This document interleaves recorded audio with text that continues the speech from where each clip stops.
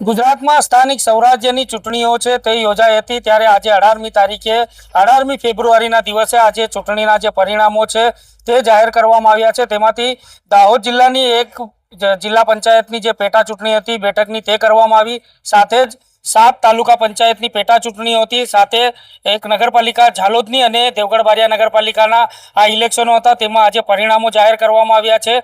દેવગઢ બારિયા નગરપાલિકાની વાત કરીએ તો દેવગઢ બારિયા નગરપાલિકામાં કુલ 6 વોર્ડ છે અને 6 વોર્ડમાં 24 જેટલી બેઠકો છે, તેમાંથી 13 જેટલી બેઠકો ભારતીય જનતા પાર્ટીના ફાળે ગઈ છે, 8 બેઠકો અપક્ષના ફાળે ગઈ છે અને 3 બેઠકો ઉપર કોંગ્રેસે કબજો જમાવ્યો છે।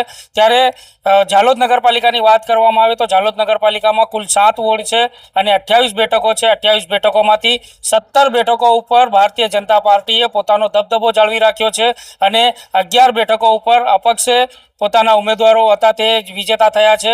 અહીંયા ઝાલોદ નગરપાલિકામાં કોંગ્રેસ એક પણ બેઠક નથી જીતી, કોંગ્રેસના સુપડા સાફ થવા પામ્યા છે ઝાલોદ નગરપાલિકામાંથી। અને જે પ્રમાણે શાંતિપૂર્ણ માહોલમાં જે ઝાલોદની સાયન્સ કોલેજ ખાતે હતી, અહીંયા ચુસ્ત પોલીસ બંદોબસ્તની વચ્ચે જે મતગણતરી છે તે મતગણતરી યોજાવાની હતી, તે મતગણતરી શાંતિપૂર્ણ માહોલમાં પૂર્ણ થઈ ગઈ છે અને વિજેતા ઉમેદવારો દ્વારા જે વિજયના સરઘસો છે તે જાહેર માર્ગો ઉપર કાઢવામાં આવી રહ્યા છે।